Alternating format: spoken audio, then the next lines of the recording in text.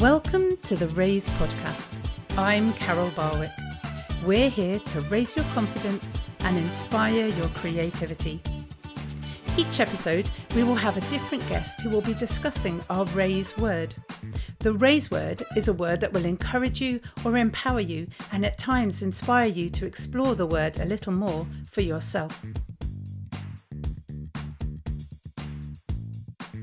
Well, hello everybody and welcome to the Raise podcast. I'm Carol Barwick. We are getting into the Christmassy end of the podcast episodes and it's a very exciting time for us. So we've looked at lots and lots of different lovely words like adventure and known, and today we're going to look at the word believe, and who better to look at it with than the author of some wonderful Christmassy books, Kirsty-Louise Garbutt. Good morning. How are you doing, Kirsty? Good morning. I'm very well. Thank you for that lovely intro. You're so welcome. How are you doing this morning? You all right? I am. I'm slightly tired. Yeah. Very, very tired because I had a 2-day book tour yesterday, which just started it off. So it was a 14-hour day all round yesterday. I'm reading the story, both of the stories, at least 20 times each. I'm surprised I have a voice. Wow. So we made sure we had hot lemon and hot honey and everything else last night to just make sure I could speak this morning, because being on a podcast and not being able to speak just doesn't marry, does it? So no, yeah, it doesn't. It doesn't really bode very well. No, slightly not. So yeah, but it was just absolutely so sublime. It's so worth it. Absolutely worth it. Fantastic. Right, we are definitely going to get right into that in a minute. But just before we do that, Kirsty, what does the word believe mean to you?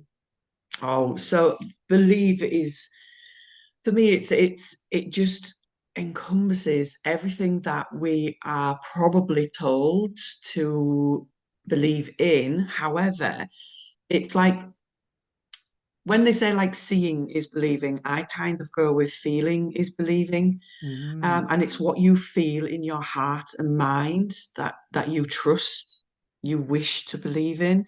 Like obviously, the whole believe years, which I am strong on for the children. Childhood believe years to me is all about the magic. It's all about the inspiration and the imagination and the belief in something that you may not possibly see, however you feel its presence constantly. And that is the whole thing for me. For believe is you believe in yourself. You've got to first and foremost believe in yourself. And that was my ethos when I started writing, is I believed in myself that I could do it. And so I did. And because I totally and utterly believed, even though people were telling me, well, maybe, it's not quite for you. You're in your late 40s now. It's a little bit late to start being an author and a children's author. And you kind of have that belief taken away from you. And it's then when you kind of find the belief and then back it up with a bit of faith, which for me is like twice the volume of belief, and you put them together, it just then makes you feel the belief rather than having to see it. Rather, you don't have to touch something to actually believe it's real. And for me, it's the feeling that comes with it, within your heart, within yourself, and just totally believe that all of that is true. It's all possible, and it's up to you to bring it to life. Love that. I was walking through the woods at the back of my house this morning, and we're on the cusp of Storm Debbie, I think it is, and so the wind was kind of whipping up the leaves. And I always think with the wind, you can't see it, can you? But boy, can you feel it, and you can see the effects of it, and what it's, the causes of what it's actually doing. And I think that's very much a kind of what you're talking about in terms of believing. You can't see it, but you feel it and you can see the results of it. And, for what we're talking about, particularly today around Christmas, the results are all these children that are so excited, and the magic and, all that kind of brings. And that's wonderful. Tell us a little bit about how you have started to bring that magic over the last few weeks. Is it a few weeks you've kind of started doing your your Christmas thing. Yeah, so my Christmas thing I do all year round. As you know, Yeah, I celebrate Christmas all year round in one way or another. And yeah, it's always to just keep on going. It doesn't have to be that it's just November and December. Of course, you can't keep talking about Christmas when it comes to January, February, March. But however, still have it present in a conversation. It's still, the belief fact. That's why I believe is my biggest word, because it's an annual thing. You have to believe in something. I think it just gives you the drive and the ambition when you believe in something. yeah, So for Christmas time, with me, it starts really at the beginning of September in earnest. yeah, That's when it really starts. As soon as the children go back to school after the summer holidays, that's when it really starts to vamp up, because you get the Christmas bookings starting to take place and the events all being booked, and they're wanting to have an author come into the schools or at a corporate family event. yeah, We're having a Christmas Mrs. Claus on hand at a Christmas family event for the corporate industry is huge at the moment. yeah, yeah. So this is happening quite, it's happening more and more and more. So for me, I vamp it up by just being myself, because I am just always in Christmas mode. I'm always in that excitable 6-year-old's mode. And when I was young, Christmas started for me in September. I would play Christmas songs in September, driving my mum absolutely crazy. It's just September, but that didn't matter for me. As soon as I donned my new school uniform in September, for me, it was Christmas. Wow. Wow, that's wonderful. And tell us a bit about the books and why you kind of been writing so avidly about Christmas. Tell us all about that. Yeah, that's a real. I love that. But whenever I'm asked that question, I really like it because it gets me to be so nostalgic, and it's a Yeah. real trip down memory lane, because it all started when I was 5 years old Wow. in 1979. So that gives my age away, but I don't care. It's just a number. Yeah. But when I was 5, I met Santa Claus, and I remember it, and I remembered it forever. Ever since the day that the evening that I met him and saw him, for me, it was my world. It was the reality was there, and I felt it. And this is the whole point of it, just being that feeling of euphoria and that feeling of joy and Mm. excitement that I had as a child. And I remember seeing him eating the mince pie and the cookie and gulping down the milk and thinking, he's got a really big belly. But I was a child, I Well, know yeah. in this day and age, we don't say these things. However, in a child's mind, you're free to just voice what is in there. Yeah, yeah. And I remember thinking, his buttons are just never going to stay on that jacket. They're going to pop off. They will pop off, I'm telling you. And they didn't. And for me that night, I was always thinking, oh, if I'd only dropped a button, I could have showed my brothers and they'd have been like, yeah, it's really real. But Oh, for me to then to convince my elder brothers who were older than me, was nigh on impossible. So it was just a story that I kept to myself because I didn't really have that proof. And the voice of a 5-year-old, as you know, sometimes can be drowned out in noise. So I remember them writing about it and writing about it. And as I got older and older and older and older, the story obviously just slightly adapted. But the basis and the foundation of that story was there. It was always to do with that excitement, that joy, that, oh my goodness, it really is Santa. And then just really wishing the morning after I had some proof to show somebody, look, this is real. And that's exactly where Santa's Lost Button came from. And 42 years later, I finally wrote the story. But prior to that, 5 years prior to the book being published, I actually did recreate the button that I'd seen when I was a wow. child.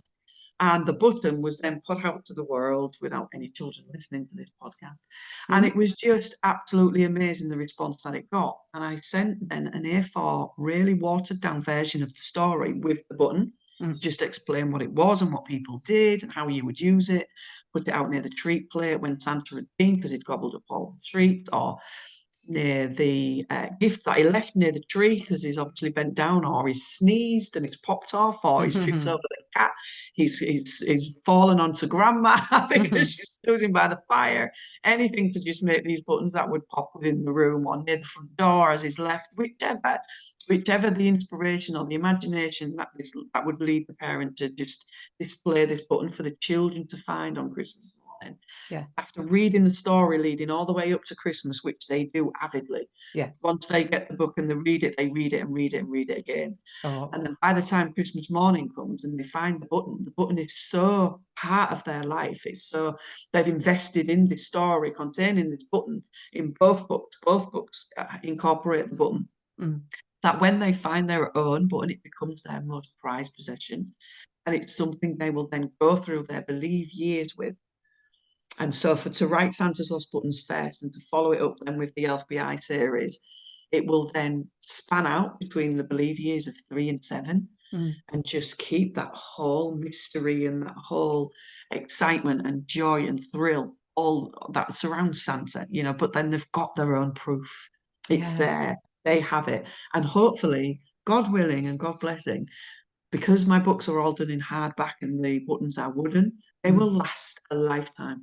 And the whole thing there is for the books and the buttons and the tradition of this Christmas Eve tradition, for it to just then be passed on from generation to generation to generation.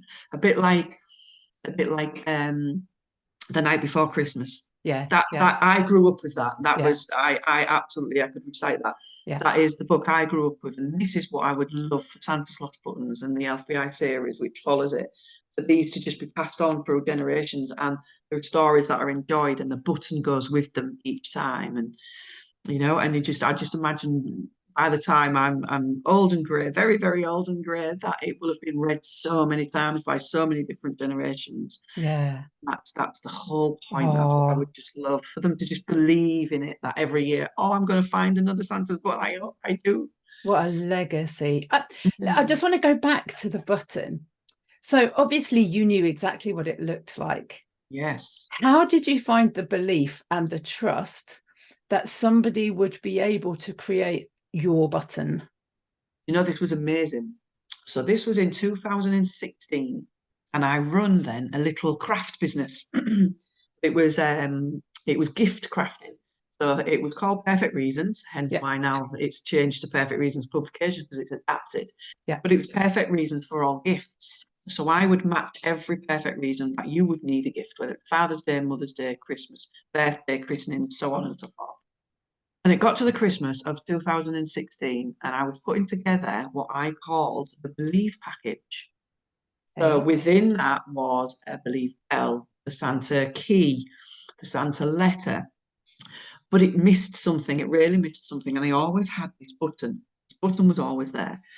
And then I remember just flicking through the internet thinking, right, I just need a little bit of inspiration, even for the sort of, you know, the colouring of the package, the little package deal that would come together for the children. And I stumbled across this man who did buttons on as wedding tokens. Okay.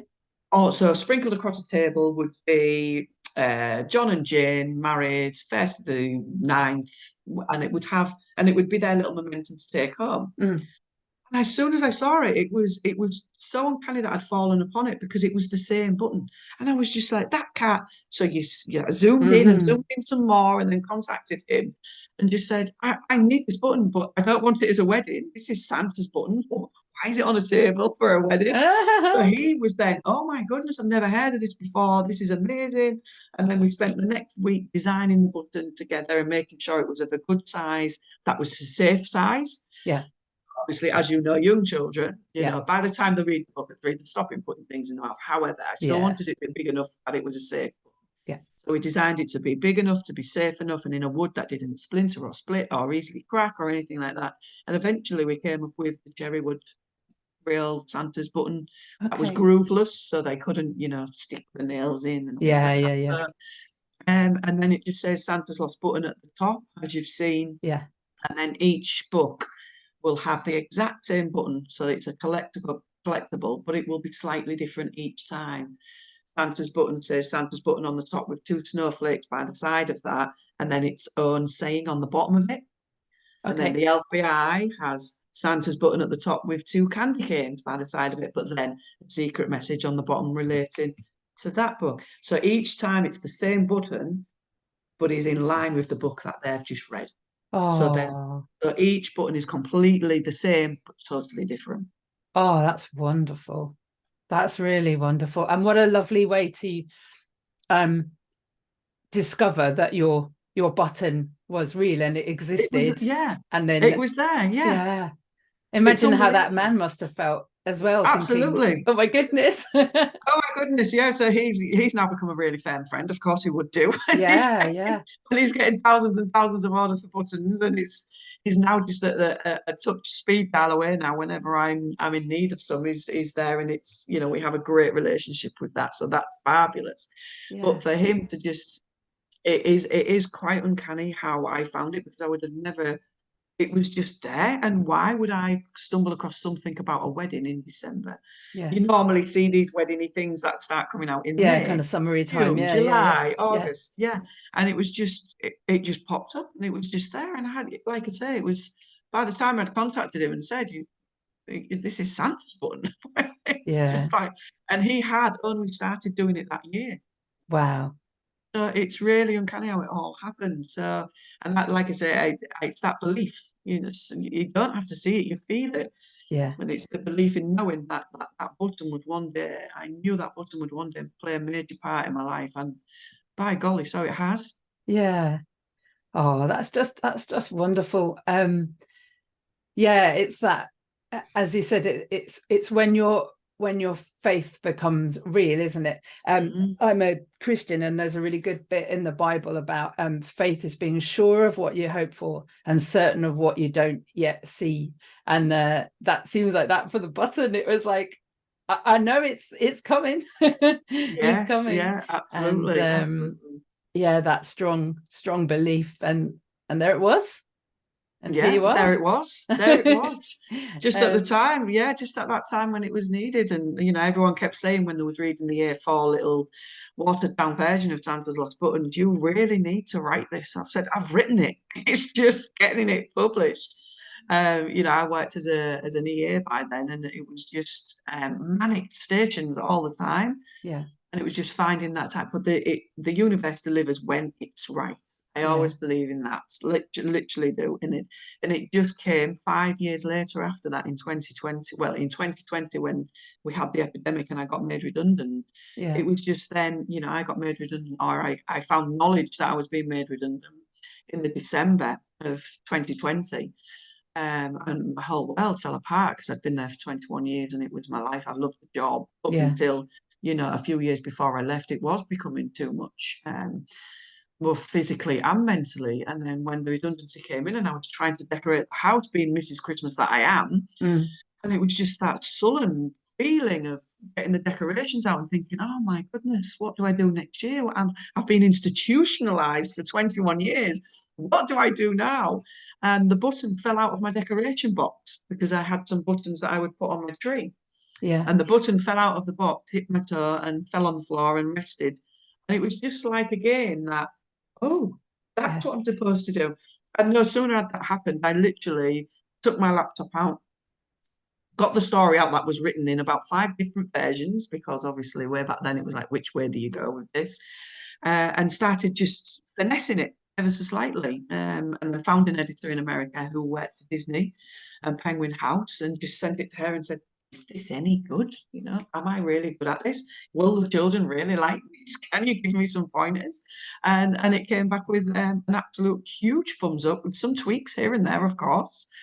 And away we go. And the LFBI was actually born within Santa's Lost Buttons, because it was originally part of Santa's Lost Buttons, until okay, we stripped it back and made it just ever so slightly shorter for the age range. And the editor said, you've got the LFBI on its own there. We can strip all of that back, give them a nod to something that is yet to come. yeah. Hence why, sort of within the story, I won't spoil it for anyone that's not read it yet, Mhm. but within the story there is a little nod to the LFBI, and once you spot it, it does make you think, oh, what does that mean? Well, what's that all about? And then the LFBI follows it. Clever. So you're kind of already weaving the two stories together. Did the LFBI appear when you were little writing the books, or did that appear later That on? appeared that appeared later on. So as I said, when I was 5 and I started writing it, I started then adapting it ever so slightly, that there was an elf there. Well, of Mm, course, when I met Santa, there wasn't. But as I started to grow and develop the story, yeah, and you know, start to think of characters, the elf did appear, and the elf was shall we say, a plump redhead, fiery little elf. I thought you So said she a was. plum. I was like, oh, we're going back to the Aldi advert. Other Christmas adverts do exist. But Yes, no, a anything's plum. possible, Kirsty. Absolutely, Plum. absolutely. I'm Okay, sure yeah. I'll fit a plum into a story somewhere now. I'll just have to. Challenge on. Absolutely, we'll have to. But no, Belle the elf was born back then as a little redhead, fiery, cheeky, sassy little elf who was very intelligent, very good at detecting things. Because I loved, away from children's stories, I loved crime thrillers and psychological thriller books. I've read hundreds of them, absolutely hundreds of them. Those are the way I switch off. So for me to have a little detective elf was bringing two genres together for me that I just loved, and then that's why she crept into the story, and she was part of the reasoning then as to why Mrs. Claus was like, where are Santa's buttons going? What on earth is he doing when he's going out delivering presents? I need somebody to just track him down and figure out what it is that's happening. That's when Belle the elf was born, of the elf behind. Clever. And the great thing is, I mean, by doing that, you've then got the two levels, haven't you? That it is loved so much, makes a children's book so much more, because then the adults love reading it and the children love hearing it. I do think maybe there's going to be a possibility of a true crime podcast for the elf at some point, for the adults that really want to dig down deep into exactly what's been happening. Yeah. Exactly. And I'm here for that, Kirsty. I don't normally like true crime definitely podcasts, here for that. but an elf true crime podcast, I'm here for that. Absolutely. And if you want a jingle written, I know where to come. Absolutely. Oh, how magical is it listening to Kirsty talking all about believing. As it is Christmas, we surely should be allowed to jingle all the way, and we'll take this moment to promote the fact that we do write jingles. So if you have a podcast or a small business and you're looking for a confident and creative way to give yourself a new brand identity, do get in touch with us, and we can have a conversation about writing a musical jingle just for you. Back to the episode. So we've been talking all about belief, obviously, in this creating the belief and the imagination and doing it from such a young age, and it just never going away. One of the questions that I wondered was, you talked about your elder brothers. Was there a time where they sat you down and tried to tell you something different? Do you know, I don't think it was them as per se. It really wasn't. I think it was more school influences than. Yeah. My mum would never have allowed it. I remember my mum was me now, then. Yeah. If that makes sense. Yeah, She was crazy about Christmas, loved Christmas. And my brothers loved Christmas. Absolutely. We were all crazy about Christmas. We did absolutely love it. However, my brothers obviously, were at school a lot longer than I was, and became under the influence of that social, you don't really believe, do you? And being boys as well, but well, of course I don't, of course I don't. But they were never allowed to say that to me. And I think that's the right way of doing it. If ever this comes up with a child, it's let the natural course of them discovering what is belief, what is maybe not for them, whichever way they want to do it or believe it. It's down to them. And I get I wouldn't say slightly cross. I get sad. I feel very, very sad when I hear of children being told that he's not real, which is just nonsense, because of course you can feel him every time, and everywhere you go, you feel Santa. And when they're told very early, very, very early, that, Santa isn't real, and it's because they don't want to lie to a child. I'm not quite sure I'm down with that. Each to their own. Each to their own. If there are parents out there that choose to raise their child in that manner, that they don't, that they don't want to lie to them.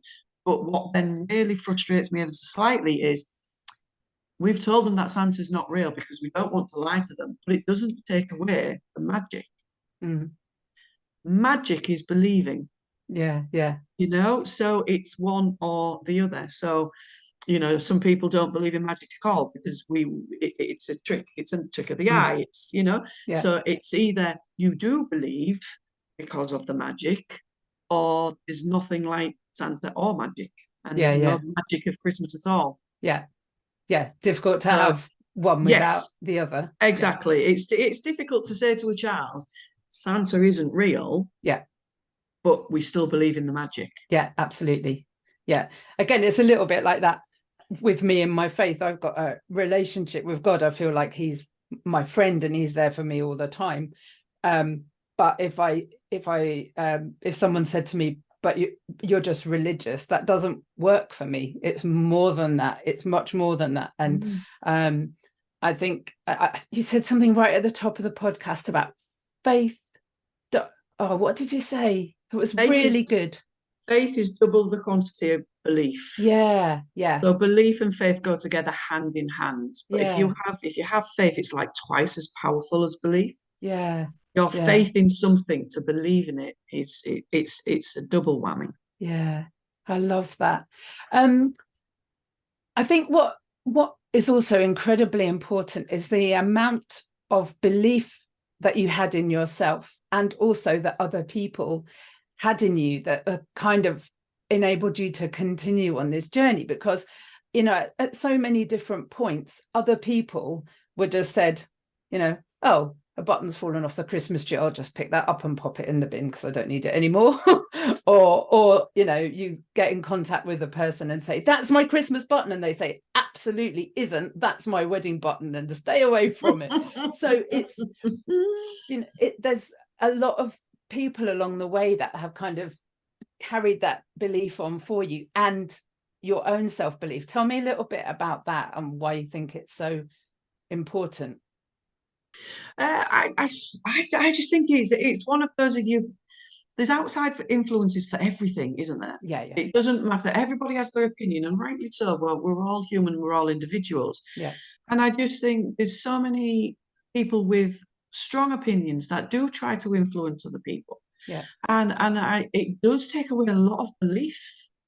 People's belief has been far removed because of the opinions of others or the belief of others that have strong opinions that want to just force that onto others or give you their views and make you question your beliefs and that's what I suffered with sort of leading up to me publishing the book. It was a lot of people saying, oh yeah, but to be an author or to get into it's really hard. People have been doing it for 10, 15, 20 years and they've still not broke into the mainstream. And it's a tough world out there, and you've not written anything since. You've always written as a child, but you've never had anything published. Do you think you can really do it?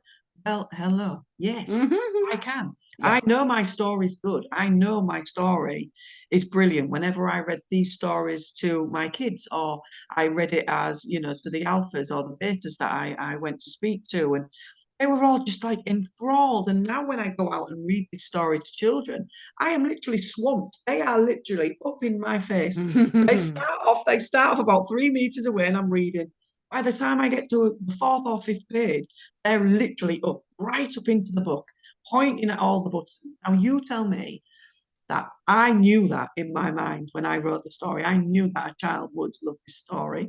So when somebody tries to tell me, but you've never written a book before, but you haven't got a publisher yet, you haven't even pushed it to a publisher yet, what makes you think?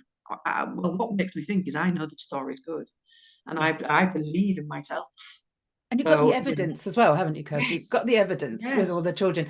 Unpack for us a little bit about what a story session is like when Mrs. Claus appears. Is it Mrs. Claus? Merry Yeah, Christmas. it's well like Santa. I've got many names. So Okay, it's okay. Santa's favorite storyteller is one. Mrs. Yeah, Claus is another. yeah, Mrs. Christmas is another. yeah. The Christmas lady, the button lady. There are many variants, and I'm loving the fact that nobody's labelled me with just one thing yet. There is Brilliant. so many of them, And which is long may just that adorable. continue. Yeah. Long may that continue. So, for example, yesterday we did the Ribble Valley, and we went to a Moreland school, private school in the Ribble Valley, where there was a huge Christmas market. That was assembled by a lovely lady called Kimmy Watson, who is the leader for the Ribble Valley Mums in Business.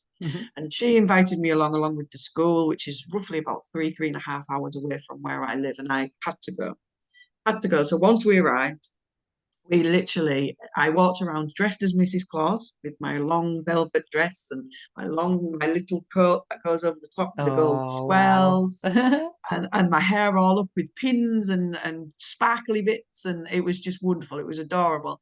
And the children just literally walk up to me and it's like, "Hi, Mrs. Claus." And there was one boy who wasn't even 2 years old yet who saw me. And as soon as I said, "Hello, how are you?" he jumped off his little stool, took me by the hand, which had a lump in my throat at this point, I bet. and his mum was aghast, like, "Oh my goodness!" And we walked around, and he just had a mission in his hand for Mrs. Claus to buy him cake. He led me straight to the cake stall, and I bought him a big piece of cake. Come on. Now To his that. mum's supervision, I was like, "Is he allowed cake? Which one can he have?" Because I thought, "Oh my goodness, if he's diabetic, if there's something this child's not allowed." So yeah, so he got straight into Mrs. Claus's heart, or the storyteller's heart, and he walked away with a lovely piece of cake, sat and ate it, and then about an hour or so later, his papa had come along at this point and brought him in to read the story, and he was just my little buddy. From then on in, he Oh, was just, as soon as he saw it was me again, and it was, I think he would have some more cake, but there's no more cake now. But he was just adorable, and this is the type of thing that happens. And when I read the story to them, they've sat there quite unsure at first, as they are when they even see Santa Claus. They start, "Oh my goodness, yeah. these are important people," when really we're just lovely people that love children. And within minutes of me starting the story, and they're calling out, they can see a button and laughing and joking at Santa's antics that's happened to him. They are literally then climbing on my knee, hanging off my shoulder, sitting by my feet, and it's the first one to see the button, and they're dabbing over each other to say, "It's me, I found it, I found it." Oh, wow. And it is just wonderful. And then because they're so invested in the story, within minutes of it being read, the parents want it, they need it, Of and course, yeah, yeah. straight away, it's like, my child is invested in this story. It's a book I love to see my children reading. I'm having this story. And the amount of emails I get in February, March, April, May, June, July, of parents saying, "We're still reading it now. We still read it at least once a week." We keep Oh, saying, "Shall we try another book?" Because we're in July, it's yeah, like, "No, we want that one and another one." yeah, So, it's not just a book for Christmas, is it? yeah. I remember having one of those personalized books done for me, and it was a Mother Goose Land, and my family were in it and my pets were in it, and I couldn't believe that this person, Mother Goose, knew all my family and my cat's name and my dog's name, and then at the end there's just a little feather. And my goodness, that book is such a treasured possession. Yeah. And there's just something, because it's like the authors believing in you as much as they're leading you into this lovely story of believing for themselves. And when someone believes in you, that's magical in itself, isn't it? That's It a really is. empowering feeling. I was watching The Imitation Game the other day, all about Alan Turing and the Enigma code, and he's waiting for the machine to start working so that it can start deciphering the code, and it's just not happening, and it's not happening. But suddenly you can see that it doesn't matter, that nobody else seems to believe that this machine is going to work. Alan Turing is going to make it happen. He's absolutely going to make it happen. And then when it, spoiler alert, but I think it happens quite soon at the beginning of the film, when it does start working, the way that his peers kind of react to him, and the relief, and the it's really something to have people believing in you. Who were the kind of people that really did believe in you, that really shut the naysayers down? Oh, my mum. Brilliant. My mama, absolutely 100%, always backed me, because I used to read stories that I wrote to her, and my mum was a foster mum back in the day, so she would foster children, Yeah. and she fostered a young girl who quickly became my sister. We were inseparable, and I would write stories and plays that she and I would perform to my mum. Oh, wow. And she believed, when I was so young, very, very young, that I would go on to write children's stories. She always said my imagination was beyond, and she would always encourage me to write, and she would always encourage me to read. So I knew as soon as I told her I was writing Santa Slot Button, she was just absolutely, she couldn't wait. And I would read the bits by bit by bit and saying, we're just going to change this one. So she was heavily involved in it. Yeah. And she just had every faith and belief that it would just be huge. That's She was right. amazing. Yeah. Yeah. I love the word encouragement, because it's literally giving someone courage, isn't it? And it sounds like in those few years leading up to you releasing it, you really needed that courage as you were getting that barrage of people giving you loads of reasons why it could never work. And yeah, I think encouragement is something that we you don't realize just how important it is to. Yeah, it's very powerful. Yeah, very powerful. Encourage other people. We're kind of coming towards the end of our episode, which is quite frankly very sad. I could talk about it for a long time. Oh yeah, I could talk forever. You know, you have to have a time limit with me, otherwise it's just been wonderful, and it feels like I've been walking through this school of Christmas memories and the books and swirling snow. It's been a real kind of Christmassy adventure. So thank you so much for that. You're welcome. Before we finish, there's a few more things that we need to do. We always have a challenge for the listener. So this time, I just want you to think, what is it that maybe you've stopped believing in and you need to really start believing in again? And how can you make that happen? Is there someone that you know that's always believed in it for you, even if you've stopped? Or is there maybe a book that you could read or a podcast that you could listen to that could ignite a little bit of that fire again? Because what we believe in is important. And as Kirsty was talking about, it's that faith, it's the things that are enabled because of belief and the magic that happens and the power around it. And it's important to believe in something. So what is it that you need to believe in? And if Kirsty can help through her amazing belief and creativity, or if I can help through the Raise community group, do get in touch on Facebook, and we'll do what we can to reinstill a bit of that belief. Have you got anything to add to that, Kirsty? Oh, I just reiterate everything that you've just said. And I think if anybody has an idea, a place of creativity that it's always been there, niggling away, that must be done, must be achieved, must be finished. And you've maybe just got some outside influences, even inside influences, which is the Wally within, which is what I used to call them. That would say the imposter syndrome. You no way you can do this. Yeah. You didn't go to university to study creative writing. How on earth can you be a children's author? Well, imagination goes a long way, my darling. So Wally can shut up. And I would just say that to anybody: is trust in yourself, believe in yourself. If you literally know in your heart of hearts and in your mind that this is achievable, that you can do this, do it. Just do it. Stop with anybody's influences niggling away with a little magpie in the ear, and don't listen to your inner Wally. Just do it. Just try. I always say, when somebody said to me, how did you first start writing a book? What should I do? I've got this story and I just want to write this book. And I say, write the draft. The draft doesn't have to be perfect. It just has to be written. Yeah, absolutely. And I think people forget that someone will need what you're doing. Someone will really need it. It will make someone's Christmas. It will change someone's life.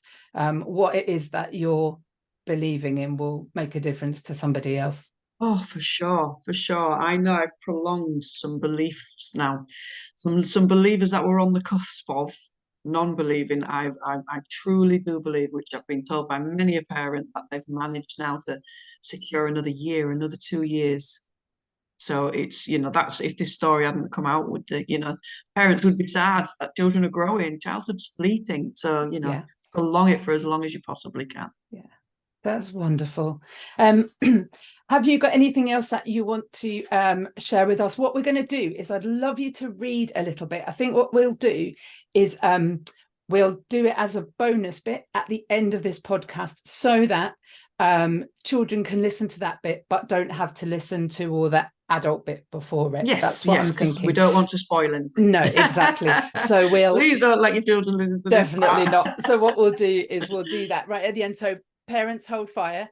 And then once I've done my little poem and we've officially said goodbye to Kirsty, we'll all be quiet. Hush will fall. And then we'll read a little bit of the story. And you can get the kids in at that point, but not before. Just we don't want to get in any trouble. No. Okay, so we come to the part of the podcast where I always have to extend my belief just slightly more because I'm going to write a poem on the spot. So just bear with me a minute. I didn't really see it.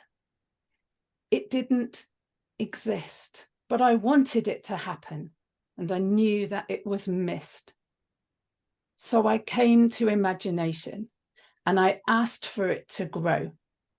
And I talked about what it was, because I really wanted to know. And I let it grow within me, and I told a few friends, and we started to dream together. And that was where it begins. And I shared it with other people, and then I wrote it down. And then I told some family, and then I told the town. And it grew, and it grew, exciting and true. And today I believe, and I believe, so can you. Oh, there you go. That wasn't anything about Christmas. Oh, but it's belief, isn't it? And it's belief. And what we'll do is I'll re-record it and we'll do the ching ching ching ching ching of the jingle bells. Yes, yes, yeah. Do that. Do the little festive music behind it. That will bring. I think I might do festive. that. And I'll send you a copy of the poem as well. Kirsty, it has been magical, wonderful. I believe that this is going to be a really well listened to episode, and people are going to love it. I'm going to officially say goodbye to you, and then we'll give just 30 seconds for you to grab your book and get the children in if they want to listen. So stay listening, and we'll let Kirsty read some of her book. Thank you, Kirsty. You're welcome. It's been a dream.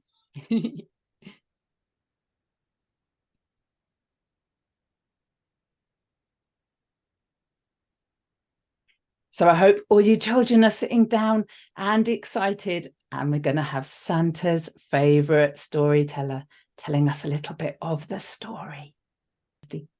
Hello. So let me read the first few pages of Santa's Lost Buttons. Mrs. Claus is curious. Where Santa's buttons go? Every time he leaves, they're there. But then what? We don't know. This year I have work to do to find these buttons here. See how Santa's name's on top? It's these that disappear. I have a job from Mrs. Claus. I must stay out of sight. To find his buttons one by one, will you help me tonight? I'll hide away on Santa's sleigh. Do you know how it flies? Faith provides just what we need to zoom across the skies. Scotland will be our first stop. Let's use our skills as spies. This is Santa's favourite house. He loves their fresh mince pies. Clyde, their cat, he's such a grump. He loved his tartan bed. Oh no, Santa's buttons popped. Clyde, watch out, your head. Oh, Clyde is really angry now. No, Santa, please, don't scream. His claws dug into Santa's bum. He'll need some soothing cream. Time to move on from this house. We've still got lots to do. But first, that button must be found. Now, where did it get to? and then it would move on. Thank you so much. It's been absolutely lovely. Have a wonderful Christmas, and do look at the show notes, people listening, to find out where Kirsty is going to be reading and how you can get hold of this important book. Kirsty, thank you so much. Thank you so Thank much. you. Have a good Christmas. You too.